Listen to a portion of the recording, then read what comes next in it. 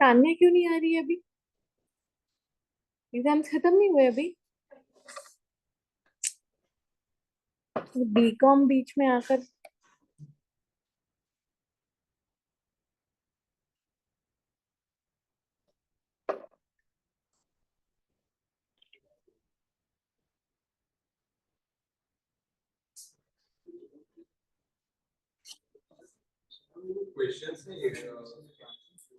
किसके बेटा?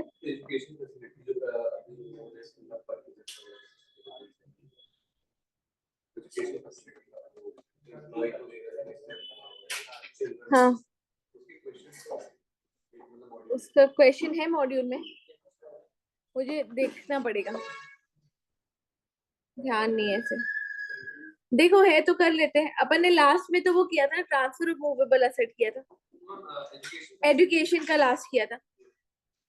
अलग से नहीं होगा वो, पूरे क्वेश्चंस में एक साथ होगा।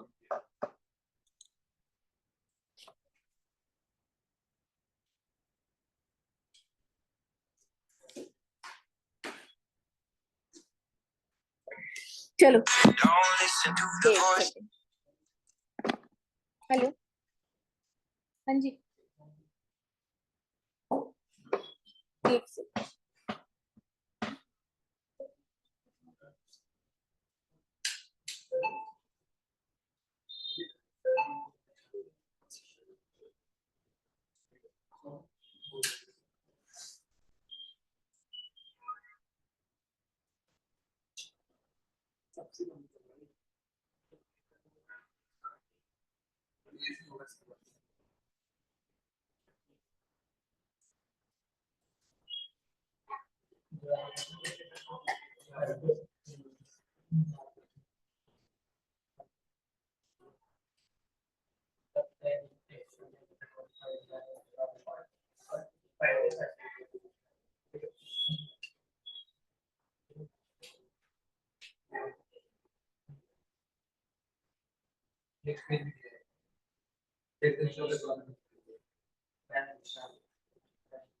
लेवल का एग्जाम हो जाएगा अगर मोस्ट प्रोबेबली तो आपको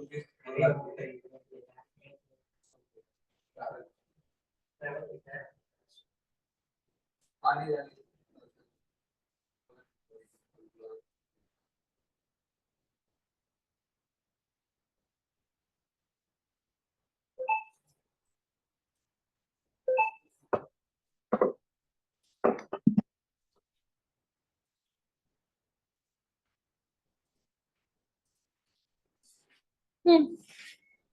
रेंट फ्री अकोमोडेशन,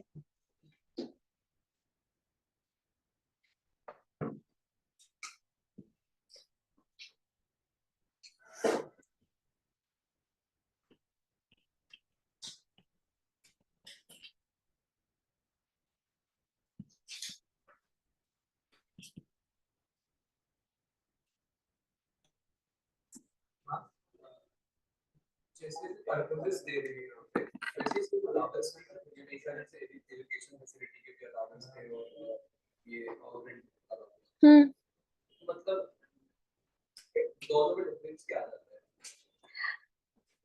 अलाउंसेस मतलब ये एक्स्ट्रा बेनिफिट्स काउंट होते हैं, ठीक है। ये मॉनेटरी भी हो सकते हैं पर नॉन मॉनेटरी भी हो सकते हैं, ठीक है। अलाउंसेस मॉनेटरी होते हैं और वो ये नहीं देखते कि आपका कितना खर्चा हो रहा है, ठीक है।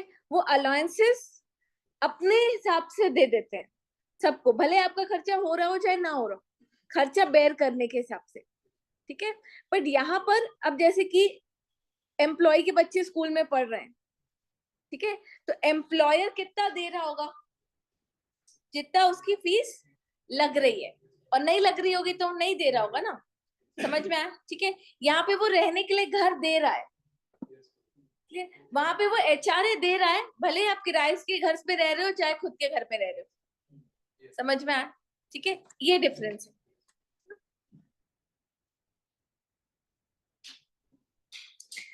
चलो इसको पहले मॉड्यूल्स देख ले फिर चार्ट बनाए, देखो।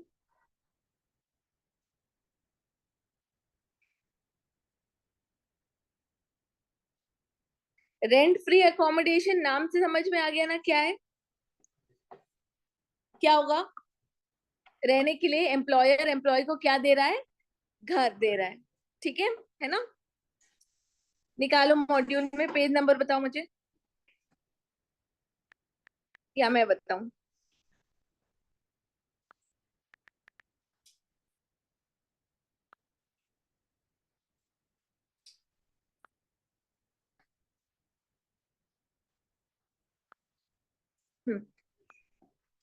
पेज नंबर 3.71 अगर है तो, नहीं तो यहां से देख लो।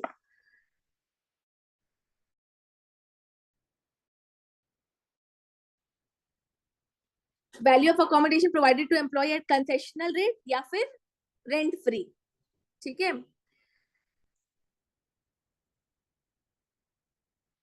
यहाँ पे देखो सर्कमस्टांसेस, देखो दो केसेस बनाए हुए हैं, in case of unfurnished accommodation और in case of furnished accommodation, ठीक है।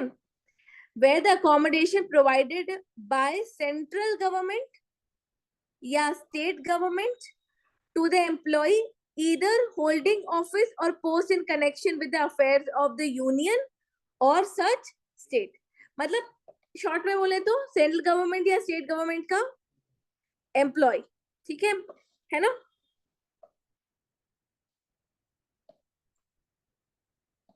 अपन क्या पढ़ रहे हैं, क्या चार्ट है, क्या बताएगा हमको इन कॉलम्स में, ये value of residential accommodation provided by the employer during the previous year, मतलब वैल्यू ऑफ परक्यूजिट बताएगा ये, ठीक है। तो अगर गवर्नमेंट एम्प्लॉय है तो वैल्यू ऑफ परक्यूजिट क्या होगा, अगर अनफर्निश्ड अकोमोडेशन दिया गया है तो, ठीक है। Licence fee determined by central government or any state government in respect of accommodation in accordance with the rules framed by such government and reduced by unfurnished मतलब खाली घर, है ना, और furnished मतलब इसमें फर्नीचर भी है कुछ कुछ, ठीक है, जैसे बेड है, पंखे लगे हुए हैं, लाइट्स लगी हुई हैं, ठीक है, वो सब फर्निश्ड हो गया। हाँ, तो एज रिड्यूस बाय क्या लिखा है, ये तो माइनस करना ही होता है, ठीक है, क्लियर है ये। अगर फर्निश्ड दिया है तो क्या, ये value perquisite as determined under column 3 should be increased by, ना, column 3 मतलब ये, मतलब भाई licence fee determined by central government, जो सेंट्रल गवर्नमेंट अमाउंट डिसाइड करेगी, ठीक है, वो अनफर्निश का डिसाइड कर रही है ना। अब ऑब्वियसली फर्नीचर के साथ घर दे रहे हैं एम्प्लॉयर, तो अनफर्निश्ड प्लस जो फर्नीचर का अमाउंट होगा वो ऐड होगा, राइट, ठीक है। अब फर्नीचर का अमाउंट कितना ऐड करना है वो देख लो। If furniture is owned by the employer, तो देखो कल भी अपन ने एक ऐसा प्रोविजन किया था कि एम्प्लॉयर ने अपना असेट, अपना खुद का ओन्ड असेट एम्प्लॉय को यूज करने के लिए दिया, एम्प्लॉय पूरा साल यूज कर, तो वो पूरा साल वो असेट क्या हो रहा है, डेप्रिशिएट। तो लॉ कैसे बनाया होगा कि कितना परसेंट वो क्या हो रहा होगा, डेप्रिशिएट, उतना बेनिफिट किसको मिला है, एम्प्लॉय को, राइट। तो कितने परसेंट लिया यहाँ पर हमने, 10% of 10% per annum of the cost of furniture, including television set, radio set, refrigerator, other household appliances, air conditioning, plant और equipment, मतलब कुछ भी हो, फर्नीचर प्लस जो भी सामान आपको घर के साथ, घर के अंदर में है, उसमें आप क्या ले लोगे, 10% of the cost to the employer, ठीक है ना। तुम दोनों को पीछे से दिख रहा है। If said furniture is hired from, अगर एम्प्लॉयर ने खुद हायर किया और फिर एम्प्लॉय को दिया, तो यहाँ पर कॉमन सेंस लगाओ, जो पे एम्प्लॉयर कर रहा है for that furniture minus employ, ठीक है, पहला पॉइंट डन, ठीक है। चलो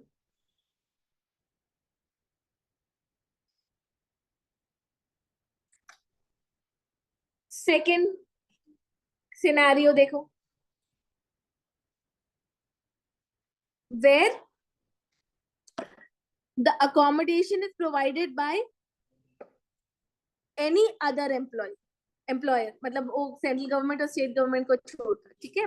और उसके अंदर ए पॉइंट क्या बनाया हुआ है, where the accommodation is owned by the employer, और बी पॉइंट क्या बनाया हुआ है, where the accommodation is taken on lease, मतलब खुद घर भी एम्प्लॉयर ने लीज पर लिया है और आगे क्या दिया है, एम्प्लॉय को रहने को दिया, ठीक है। अब अगर एम्प्लॉयर का खुद का घर है, ठीक है, और एम्प्लॉय को रहने को दिया गया है, तो पहले अनफर्निश्ड घर, खाली घर की कॉस्ट वैल्यू डिटरमाइन करते हैं, उसमें फर्नीचर की कॉस्ट क्या कर देंगे, ऐड कर देंगे, ऐसे किया था ऊपर भी, हाँ। तो चलो पहले अनफर्निश्ड घर की वैल्यू कैसे निकालोगे वो पढ़ो। यहाँ पर हम सिटी में, कौन सी सिटी में है उसकी पॉपुलेशन के बेसिस पर वैल्यू कैलकुलेट करेंगे, क्योंकि देखो बहुत कॉमन सेंस वाली बात है कि बड़ी सिटीज होती है वहां पर घर रहना महंगा होता है, छोटी सिटीज होती है वहां पर रहना सस्ता होता है, ठीक है। तो उस बेसिस पर डिसाइड हुआ है, ठीक है। तो 15% ऑफ सैलरी लेना है in cities having population more than 25 lakhs, ठीक है। और कौन सा वाला सेंसस लेना है अपन को, 2001 वाला। 10% of salary in cities having population more than 10 lakhs up to 25 lakhs, ठीक है। और 7.5% ऑफ सैलरी लेना है इन अदर एरियाज, ठीक है।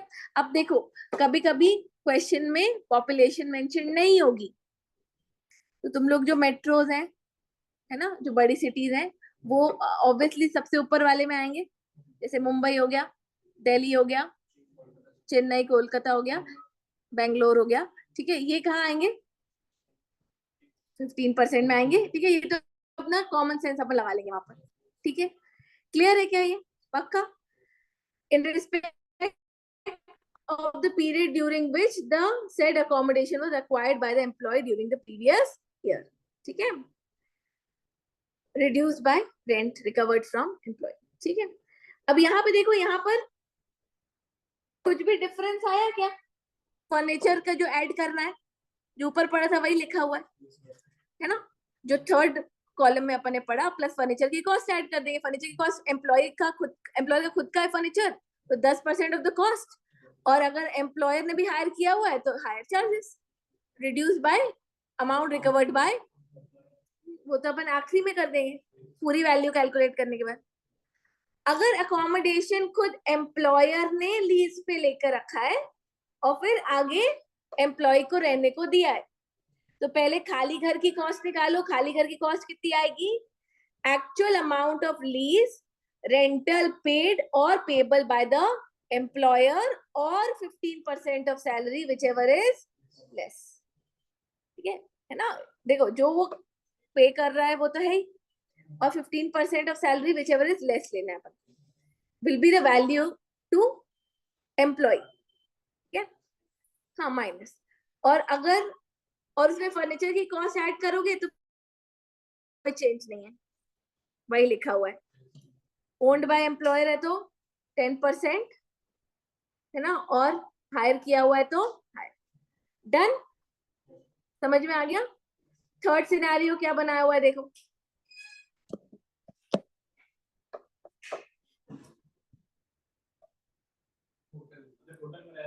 हाँ, where the accommodation is provided by employer, whether government or any other employer in a hotel। अगर employ को होटल में ठहराया है एम्प्लॉय ने, ठीक है, यहाँ पे अनफर्निश फर्निश, कभी होटल अनफर्निश देखा है क्या? फर्निश्ड ही होता है वो।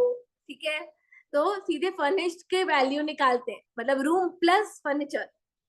ठीक है, तो कितना लेना है अपन को यहाँ पे? 24% ऑफ सैलरी पेड और payable for the previous year, और द एक्चुअल चार्जेस पेड और पेबल टू सच होटल। ठीक है, which ever is lower, for the period during which such accommodation is provided as reduced by rent paid or payable by the employee. However, where the employees provided such accommodation for a period not exceeding an aggregate of 15 days on his transfer from one place to another, there would be no perquisite। ठीक है, मतलब क्या होता है, जैसे मान लो कि मुझे जबलपुर से भोपाल ट्रांसफर मिला, ठीक है, अब मैं एकदम से तो पूरी फैमिली को लेकर शिफ्ट नहीं हो जाऊंगी, है ना? मेरी फैमिली यहाँ रहेगी, ठीक है, मैं वहां जाऊंगी, वहां पे घर नया मिलेगा, फिर वहां पे सेटल इन होंगे, फिर पूरी करते हैं। ठीक है, तो क्या होता है कि 15 दिन के लिए अगर ट्रांसफर हुआ है, तो ट्रांसफर में 15 दिन के लिए अगर होटल में वहां पे ठहराया गया है मुझे, ठीक है, तो वो कोई परक्विजिट नहीं है, मतलब वो टैक्सेबल नहीं होगा मेरे हाथ में। क्लियर है क्या? ठीक है, इसके नोट्स देखें अपन जल्दी जल्दी से, जो जो काम किए हैं वो देख देते हैं। हाँ, ये वाला नोट देखो, ये भी वही पॉइंट है जो अभी बता रही थी, उससे रिलेट हो।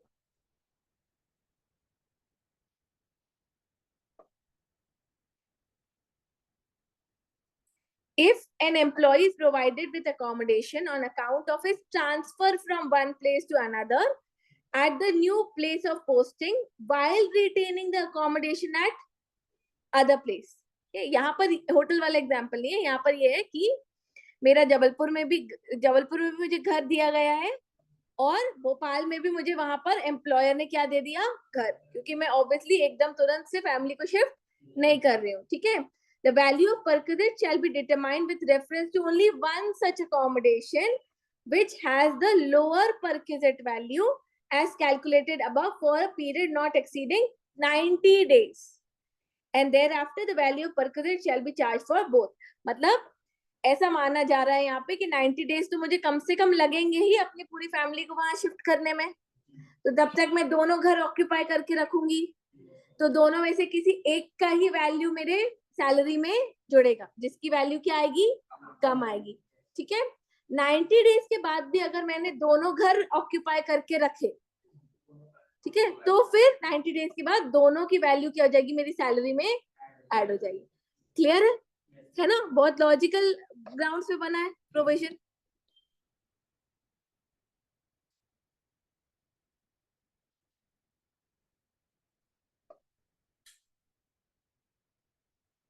सेकंड वाला पॉइंट पढ़ लो एक बार, इतना कुछ वो नहीं है इसमें।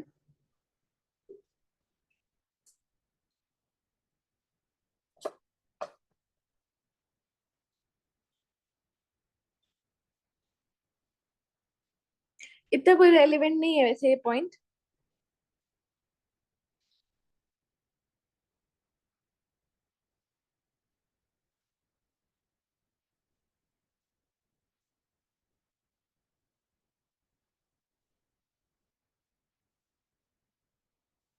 मतलब गवर्नमेंट ने आपको डिप्यूट किया हुआ है किसी और अंडरटेकिंग के अंदर काम करने के लिए। मतलब आप सेंट्रल गवर्नमेंट अंडरटेकिंग के अंदर काम नहीं कर रहे हो, आप फॉर द टाइम बिंग या जो भी है आप किसी और अंडरटेकिंग के लिए काम कर रहे हो, तो आपको क्या माना जाएगा? ऐसा लिखा है, टू बी दैट बॉडी और undertaking with the employ serving on deputation. मतलब जहां पर आप सर्व कर रहे हो आप उसके ही एम्प्लॉय क्या माने जाओगे, सेंट्रल गवर्नमेंट या स्टेट गवर्नमेंट के नहीं। And the value of perquisites on such accommodation shall be the amount calculated as per number 2 वाला सिनेरियो, any other employer वाला। ठीक है, समझ गए? ठीक है, ये पढ़ने की जरूरत नहीं है अपन को। सैलरी अब यहाँ पर अपन को लेना है, ऊपर 15% of salary, 7.5% of salary, 24% of salary. तो सैलरी का मतलब क्या, देखो जरा, सैलरी में क्या क्या लोगे?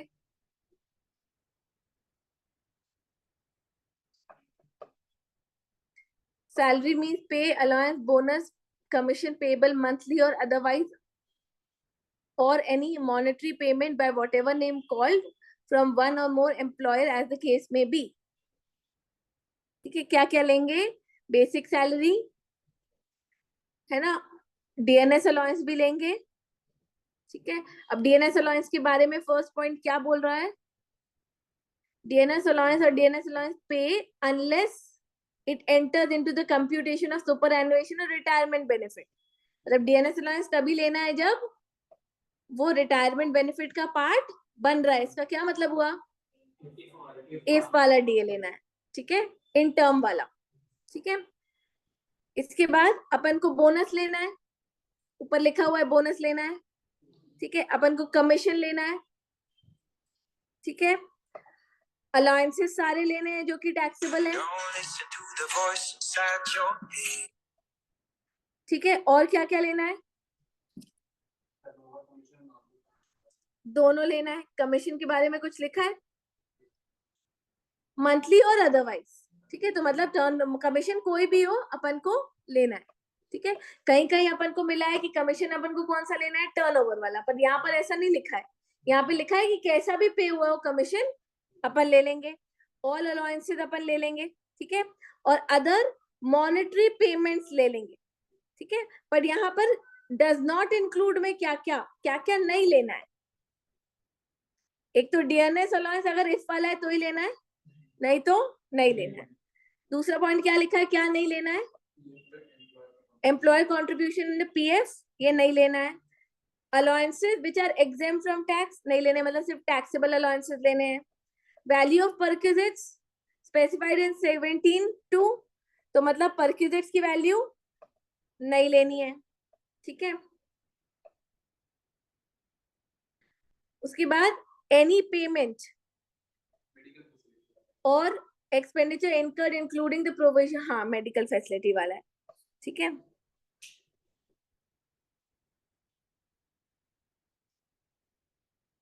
और lump sum payment received at the time of termination, मतलब कुछ भी ग्रेचुटी और वॉलंटरी कंपनसेशन और वो सब नहीं लेना है। ठीक है, इसका अपन एक समरी बना लेंगे कि अपन को क्या क्या लेना है। ठीक है, चलो अब अपन चार्ट बनाए।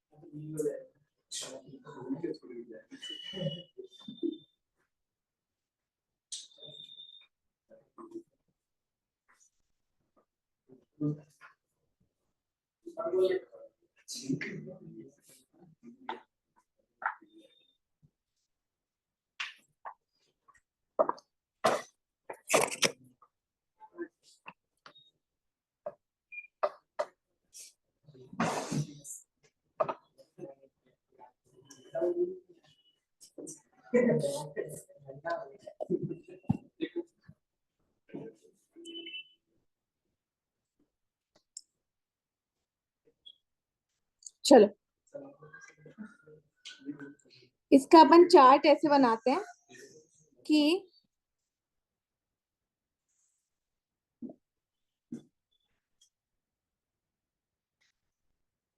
इसमें अपन, हाँ मैं स्ट्रक्चर बताई दे रही हूँ पहले, ठीक है, कि इसमें मैं दो पार्ट्स कर रही हूँ, एक तो गवर्नमेंट एम्प्लॉय और एक तो अदर एम्प्लॉय, ठीक है। अब इसमें अपन दोनों में फर्निश्ड का तो सेम ही है, अपन अनफर्निश्ड का चार्ट बना लेते हैं, उसके बाद कॉमनली दोनों का फर्निश्ड लिख लेंगे और फिर अलग से नीचे डालेंगे थर्ड पॉइंट होटल का, ठीक है, क्लियर है। इस तरीके से अपन स्ट्रक्चर कर लेते हैं, तो इसमें फर्स्ट और सेकंड आ जाएगा, वैसे एक पेज में पूरा पेज लग जाएगा पर, ठीक है। तो इसमें पहला अपन लेंगे अगर गवर्नमेंट एम्प्लॉयर है, और सेकंड लेंगे अदर एम्प्लॉयर है।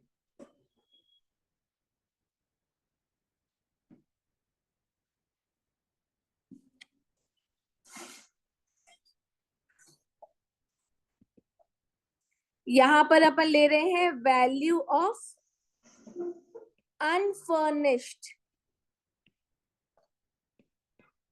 accommodation, value of unfurnished accommodation, बताओ कितनी, licence fee fixed by government, क्या लेंगे, value of unfurnished accommodation licence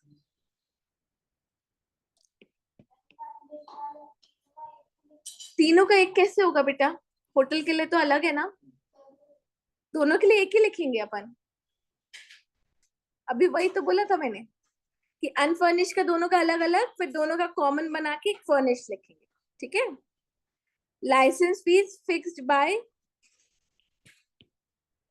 by government,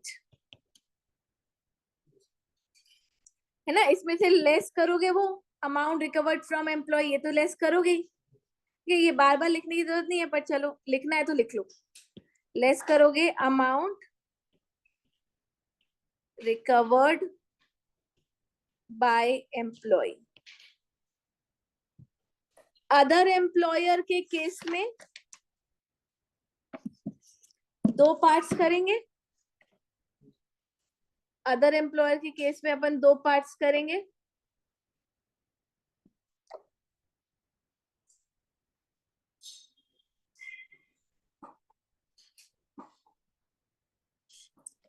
एक तो अगर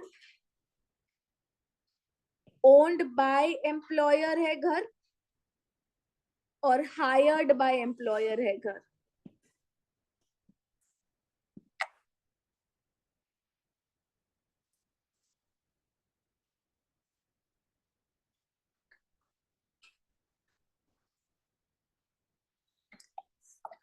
ओन्ड बाय एम्प्लॉयर है तो अपन को पॉपुलेशन के बेसिस पर देखना है बेटा, ठीक है।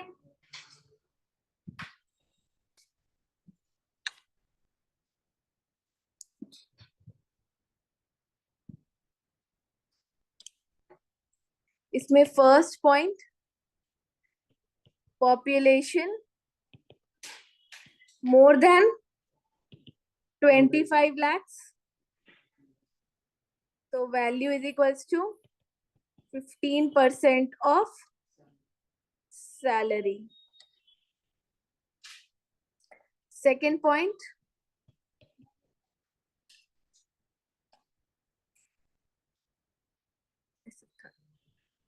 Population more than 10 lakhs. 10 lakhs up to 25 lakhs. तो वैल्यू इज इक्वल्स टू कितनी? 10% ऑफ सैलरी. और थर्ड हाँ अदर कर लो. Population up to 10 lakhs. तो value is equals to 7.5% of salary.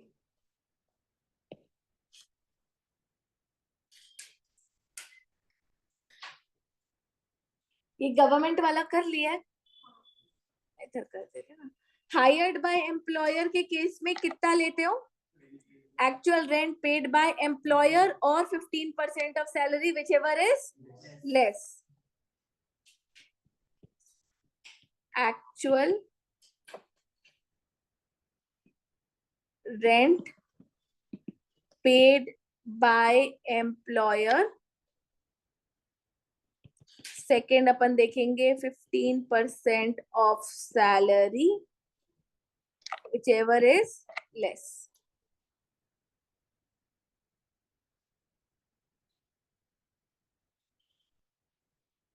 ये अपन ने निकाली अनफर्निश्ड की.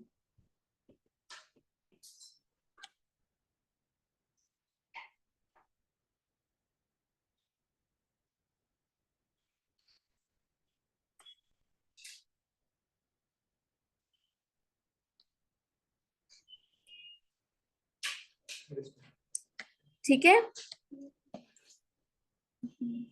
लिख लो आराम से. ये अनफर्निश्ड प्लस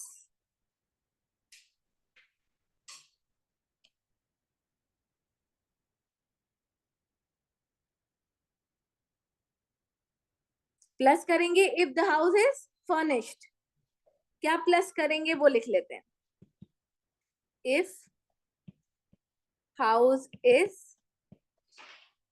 फर्निश्ड, हम ऊपर वाली वैल्यू में क्या प्लस करेंगे बेटा? बताओ. वैल्यू ऑफ फर्नीचर प्लस करेंगे. वैल्यू ऑफ फर्नीचर कैसे निकलेगा? ओन्ड है तो 10% of cost of furniture, hired है तो एक्चुअल हायर चार्जेस. हम क्या प्लस करेंगे? प्लस करेंगे वैल्यू ऑफ फर्नीचर.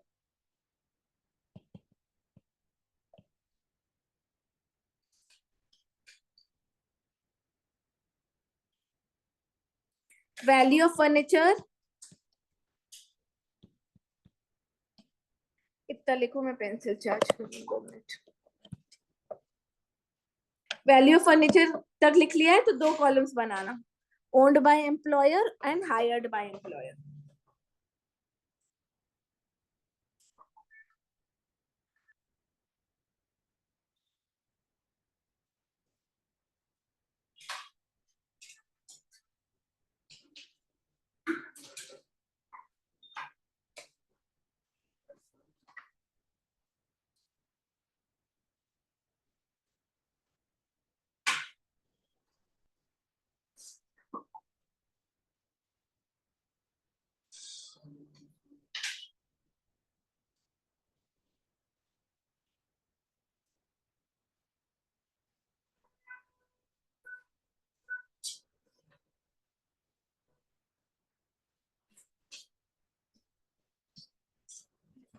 Yes.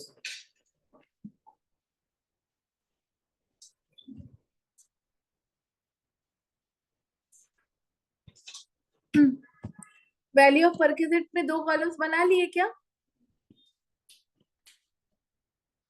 इसके अंदर लिखा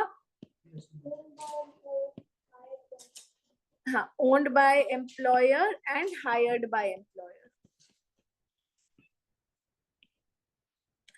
ओन्ड बाय एम्प्लॉयर में 10% ऑफ एक्चुअल या 10% ऑफ कॉस्ट ऑफ फर्नीचर लिख लो ना.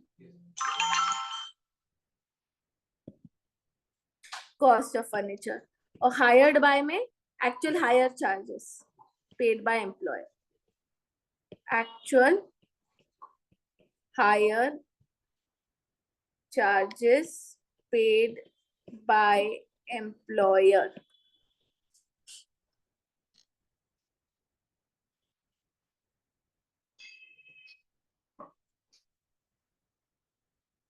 ठीक है,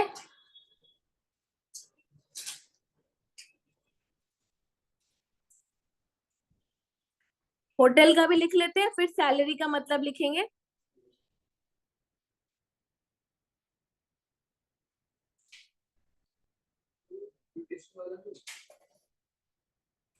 नहीं, वो इतना इंपॉर्टेंट पॉइंट नहीं है, अपन वो 90 डेज और 15 डेज वाला लिखेंगे। ठीक है,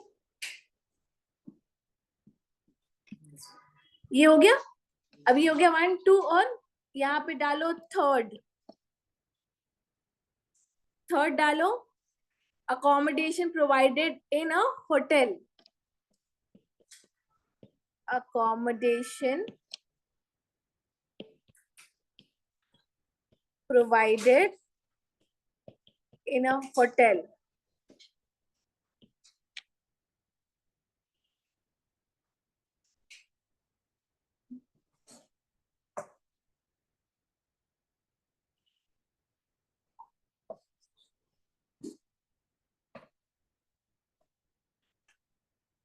ठीक है, तो यहाँ पर value of perquisite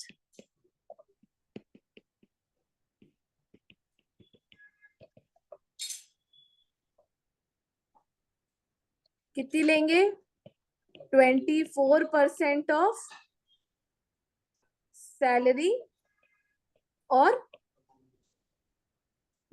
higher charges paid by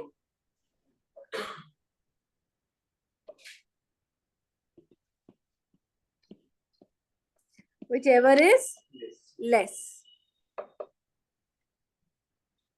अब अपन नोट्स लिखेंगे इसमें।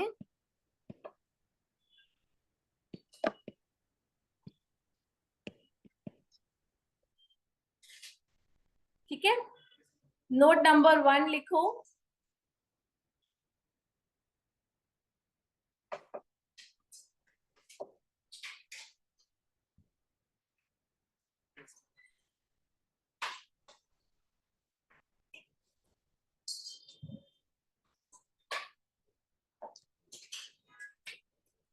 Accommodation provided in hotel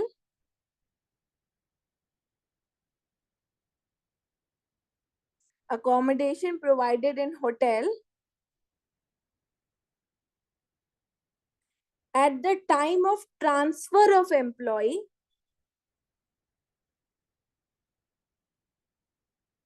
at the time of transfer of employee for a period not exceeding या for a period up to 15 days लिख लो, ऐसा लिख लो, for a period up to 15 days is not taxable। 15 days at the time of transfer of employee up to 15 days अगर provide किया है hotel में accommodation तो it is not taxable। first point done।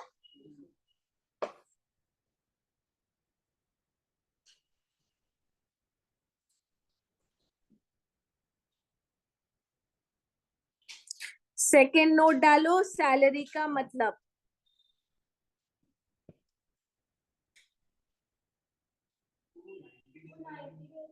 दिखाती हूँ ना,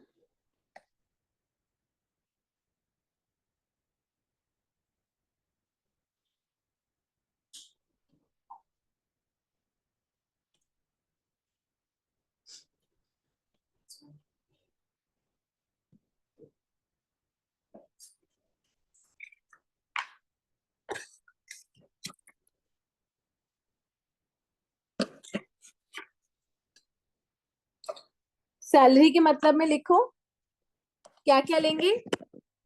बेसिक 1 2 3 4 डाल के लिख लो। 1 बेसिक सैलरी, सैलरी के अंदर लिखो 1 बेसिक सैलरी। सेकेंड लिखो डीए, इफ वाला लिख लो, इन टर्म लिख लो जो याद रहे। ठीक है। थर्ड लिखो कमीशन ऑल टाइप्स।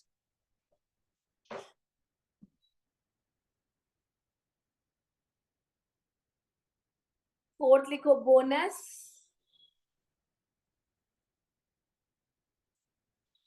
फिफ्थ लिखो taxable alliances.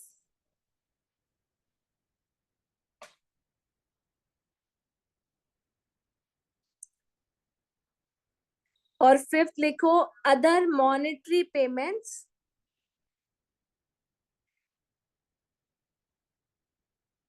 other than perquisites.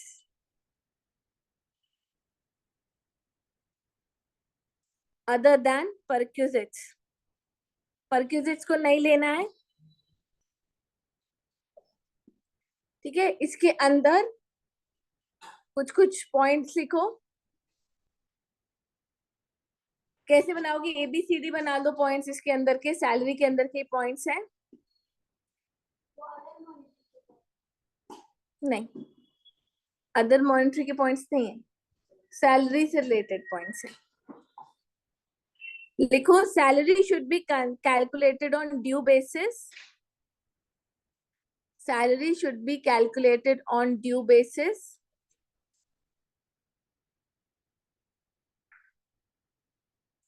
Due basis मतलब रिसिप्ट बेसिस पे नहीं लोगे, ठीक है। वैसे सैलरी टैक्सेबल कैसे होती है? ड्यू और receipt whichever is earlier, but यहाँ पर हमको सैलरी सिर्फ ड्यू बेसिस मतलब सिर्फ इस साल की लेनी है। डन। बी पॉइंट इसमें बनाओ।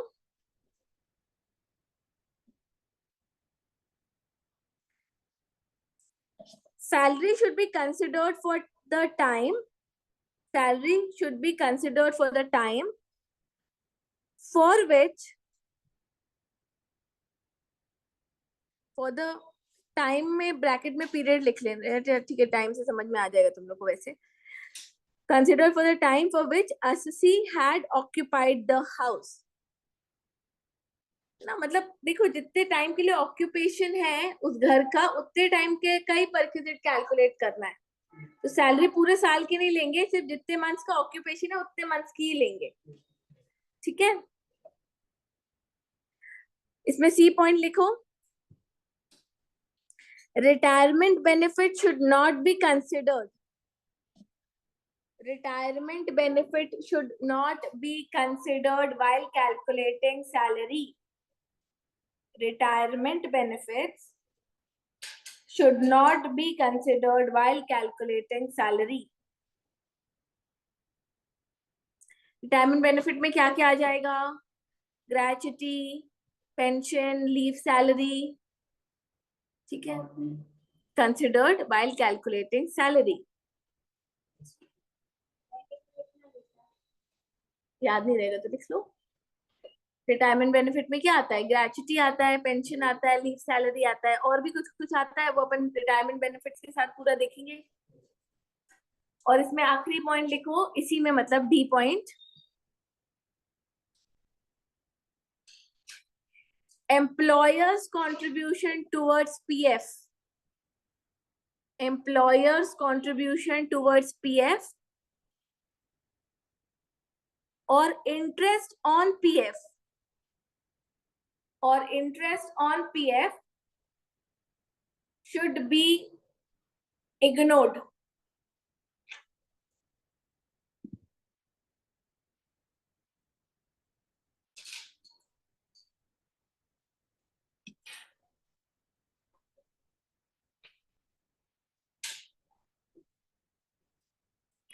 डन। क्या ये वाला? Employees contribution towards PF and interest on PF should be ignored. ये सैलरी का हो गया पूरा नोट, ठीक है। अब और क्या नोट लिखना है? 2 नोट्स और लिखने हैं। थर्ड नोट लिखो, कौन सा वाला? एम्प्लॉय विल बी रिड्यूस, हाँ, और 90 डेज वाला, ठीक है। देखो वो वाला तो पॉइंट कसम वाला है, जहां भी रिड्यूस करना था वहां कसम लिख लिया था, याद आ जाएगा। क्या खाई थी कसम कि जो भी वैल्यू ऑफ परक्विजिट है उसमें से क्या माइनस कर देंगे? जो हम एम्प्लॉय पे कर रहा है टू एम्प्लॉयर, ठीक है। लिखो थर्ड पॉइंट में, any amount recovered from employ, any amount recovered from employee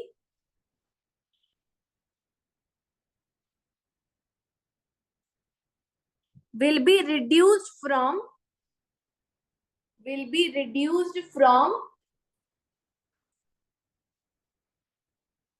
taxable value of perquisite, taxable value of perquisite, ये तो पता ही है। अब फोर्थ 90 डेज वाला लिख लेते हैं अपन, 90 डेज वाला।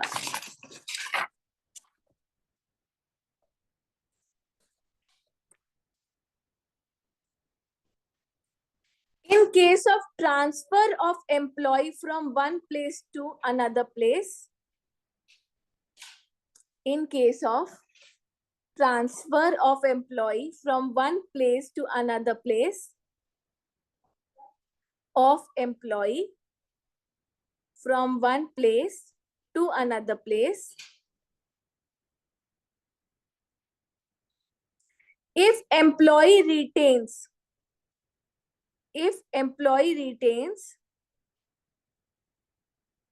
house at both the places, if employee retains house at both the places, value of perquisite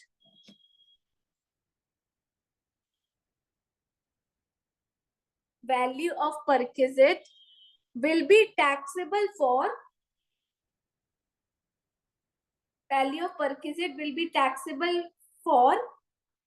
only one house,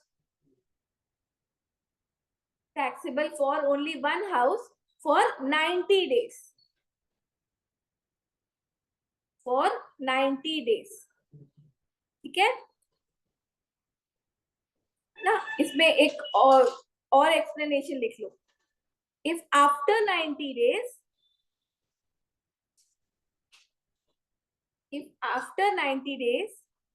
he continues to occupy, if after 90 days he continue to occupy house at both places,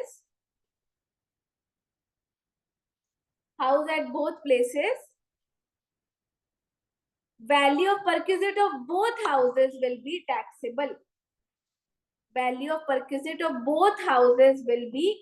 taxable, ठीक है। After 90 days taxable हो जाएगी, 90 days तक सिर्फ एक घर की value taxable होगी, ठीक है। एक बार रीड करके देख लो, समझ में आ रहा है ना लास्ट वाला पॉइंट, आ रहा है। एक बार मॉड्यूल देखें, इसका क्वेश्चन होगा।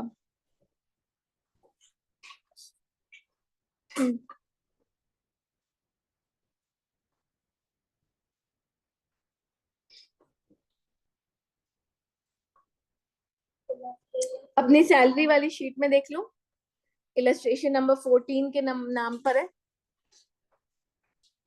14th क्वेश्चन होगा, देखिए।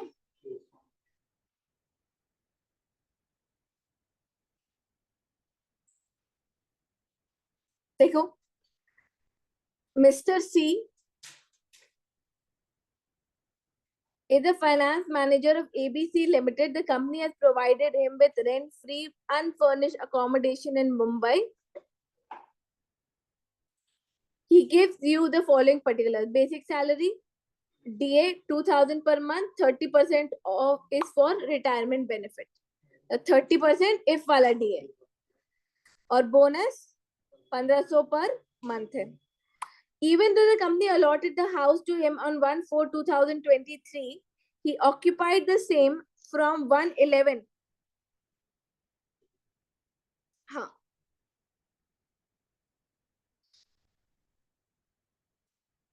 calculate the taxable value of perquisite for assessment year 24-25. कब से ऑक्यूपाई किया उसने? नवंबर से, नवंबर, दिसंबर, जनवरी, फरवरी, मार्च, 5 महीने के लिए ऑक्यूपेशन था, ठीक है। अब यहाँ पर लिखा हुआ नहीं है, पर हम क्या मान के चलेंगे कि कंपनी का ओन्ड घर ही है, क्योंकि अगर कंपनी ने हायर पे लिया होता तो कंपनी ने क्या रेंट पे किया है उसके लिए वो दिया होता, राइट। तो अब कैसे निकालेंगे, मुंबई की पॉपुलेशन कितनी मानेंगे, है ना, तो कितना लेना है अपन को, 15% ऑफ सैलरी। सैलरी का कैलकुलेशन करो पहले, तो 5 महीने की सैलरी कैलकुलेट करना।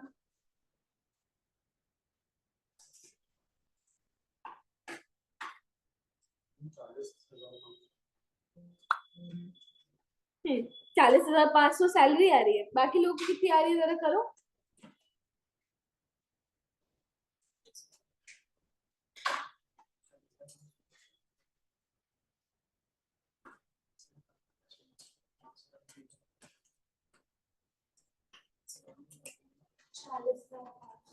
ये तो सैलरी आई।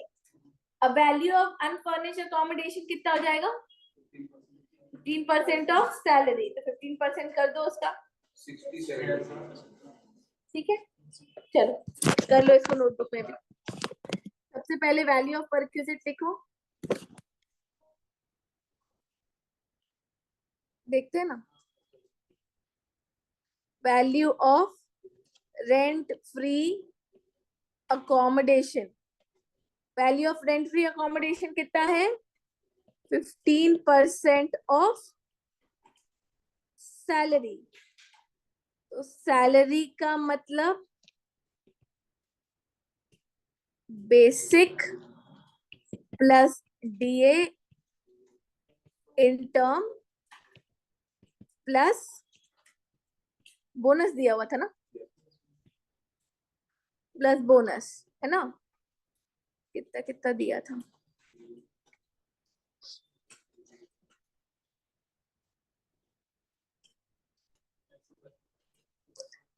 6,000 इंटू 5, 30% कितना आ रहा है, 600 इंटू 5, और बोनस पूरा ऐसे प्रॉपर लिखो, सैलरी आ जाएगी, सैलरी का इंटू 15% कर दो ऊपर, वैल्यू ऊपर का सेट आ जाएगा।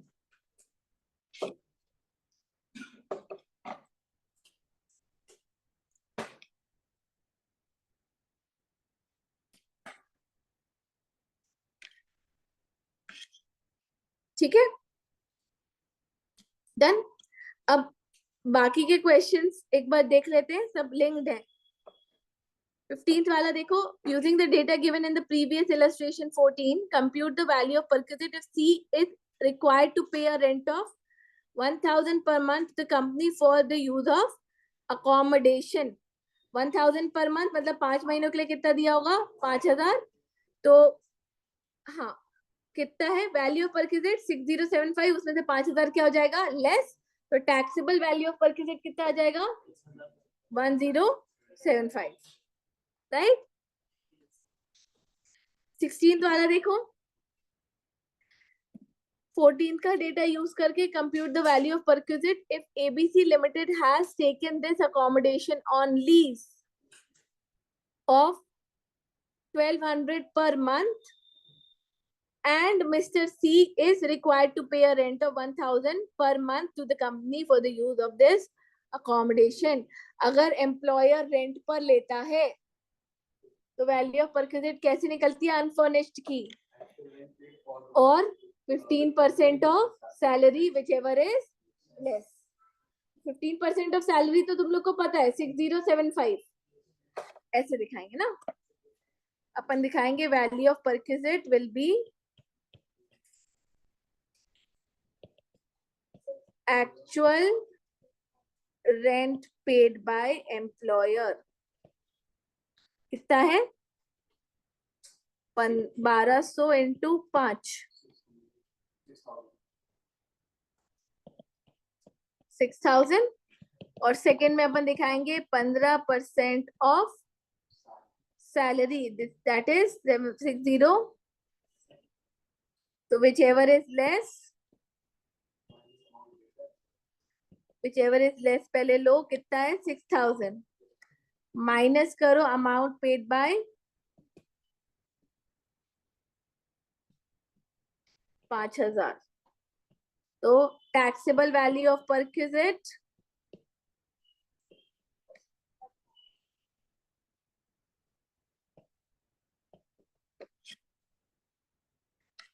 ठीक है.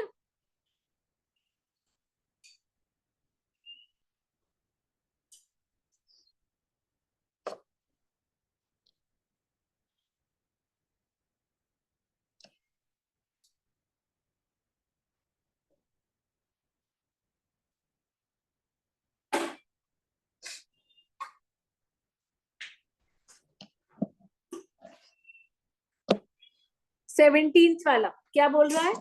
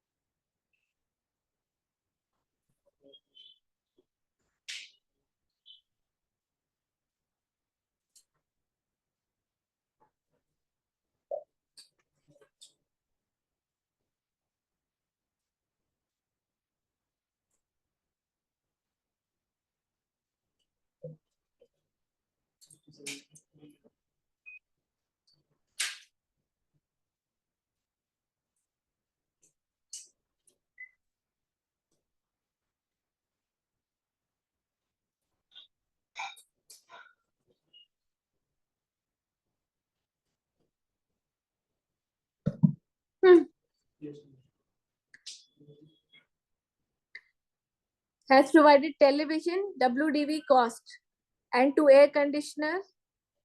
The rent paid by the company for air conditioner is 400 per month each, and television was provided on 1/1/2024. हाँ, एक तो 14th का डेटा लेना है ना अपन को. 14th का डेटा में अनफर्निश्ड अपन कैसे करते हैं? वैल्यू ऑफ परक्यूजिट कैसे निकलेगा? यहाँ पे वैल्यू ऑफ अनफर्निश्ड निकालेंगे. अनफर्निश्ड अकोमोडेशन अभी कैलकुलेट फिर से नहीं कर रहे, वही ले ले रहे 6075. ठीक है. प्लस इसमें क्या करते हैं? Add value of furniture. अब वैल्यू ऑफ फर्नीचर कैसे आएगा? इसमें दो चीजें हैं, है ना? टीवी की लो और एसी का लो. ठीक है. तो टीवी की कितनी लोगे? हाँ, टीवी की कॉस्ट है 25,000 इंटू 10%. 3 महीने के लिए दिया गया है टीवी. 625. और एसी, एसी का क्या बोल रहे हैं वो देखो, 400 पर मंथ. तो 400 इंटू 2 इंटू 5. 5 महीने के लिए दिया ना, टीवी बाद में दिया. कितना आया? 4,000. तो टोटल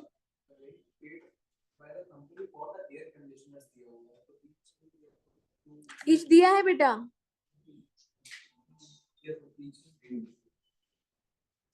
ठीक है. और 1,000 वो चार्ज कर रहे हैं एम्प्लॉय से. तो पहले तो टोटल परक्यूजिट की वैल्यू निकालो. वैल्यू ऑफ फर्निश्ड अकोमोडेशन कितनी आई?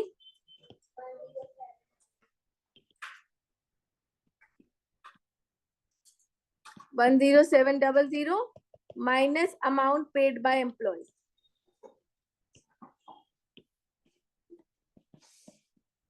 5,000 माइनस कर दो तो टैक्सेबल परक्यूजिट कितना आ गया?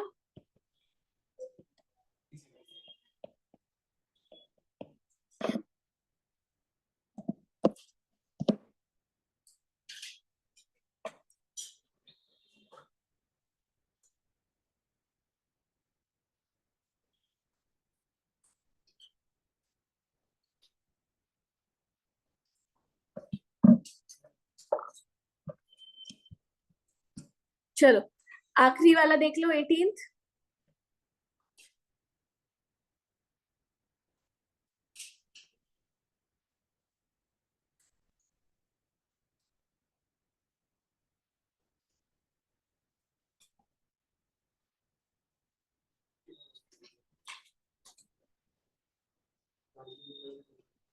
17th का डेटा लेने को बोल रहे हैं वो, मतलब value of furniture plus value of unfurnished.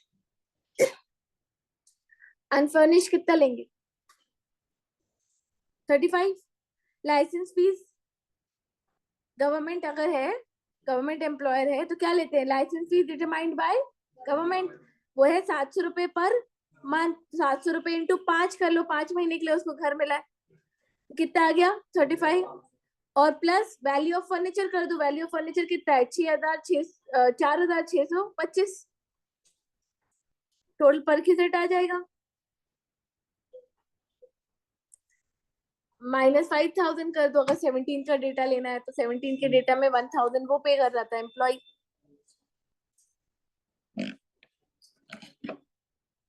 ठीक है,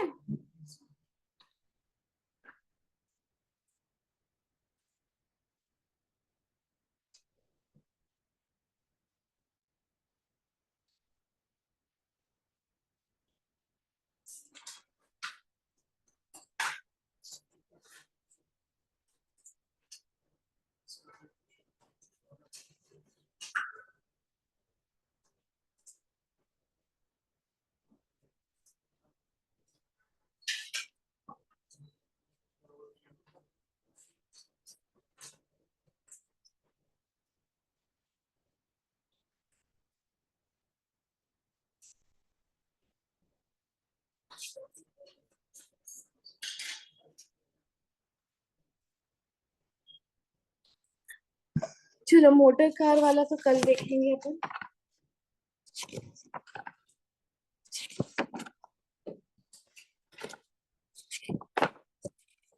अभी मैं अंदर की क्लास लगा देती हूँ, कल कंटिन्यू करते हैं।